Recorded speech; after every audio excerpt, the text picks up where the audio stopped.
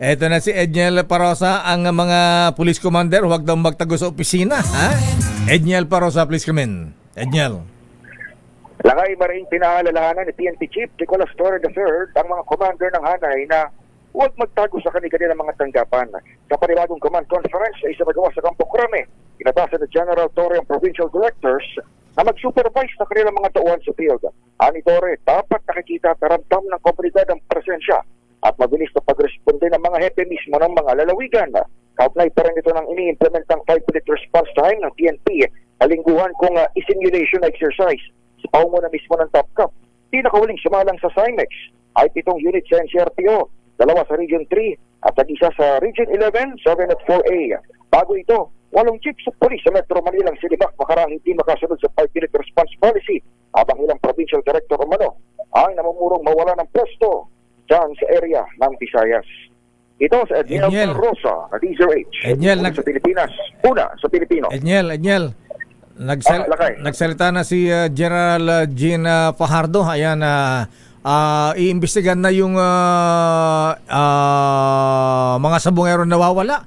Ano ba? Huhukayin ba yung lugar kung saan inilibing na yung 34 na sabungero doon sa Taal, Batangas? Lakay, parang sa pagkakaunawa ng authorities, hindi lupa lakay, kundi mismong sa Taal Lake. Sa mismong lake?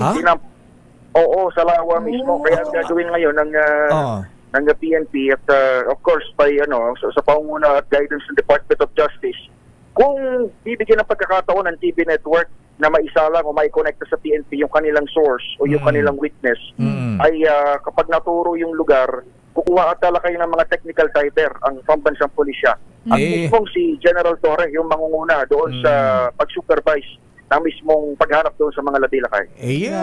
Dahil 34 ito dapat ang PNP chief na ang manguna. Ayan, hagilapin yung whistleblower yan. Total, para mabigyan pa siya ng proteksyon.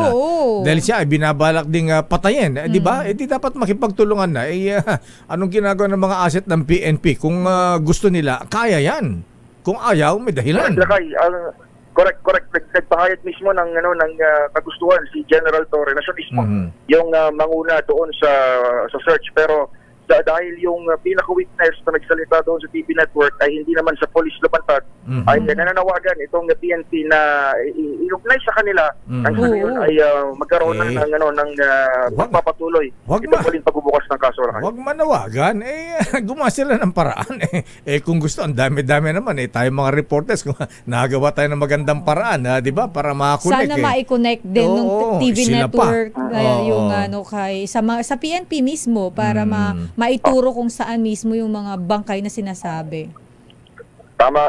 Lalo pat 5 years ago na to. Pang ilang PNP chief na rin si General Torre. Matagal na yan, 5 years ago yung na ba ito? Yung missing sa Bungeros, ang tagal na yan na. Ang tagal na pala yan.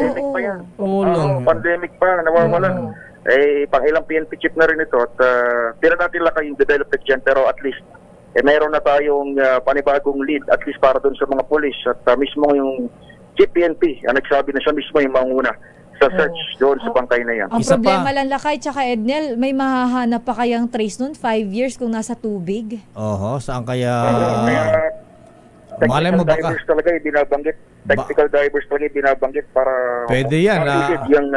Naalala mo yung beauty queen na inilagay sinemento sa drum dyan sa Nabotas? Oo, yung sinemento. Ganong issue kaya yung ginawa doon? Kung ganon, matre-trace yan. Kung nilagyan ng pampabigat para hindi lumutang. Tama kayo dyan, Lakay. Kaya very masalimuot itong issue at complex pa rin. Ang welcome development yung info, pero still yung mismong paghanap doon sa mga labi ay kailangan talaga ng experts. Yun yung term ng PNP. Experts para masisid yung ilalim ng Taal Lake kung saan tinuturo, sinasabing nandun nga itinapon yung mga labi, Lakay at Sister. Okay nga, Rod. Maraming salamat, Edniel. Balik sa inyo, Lakay at Sister.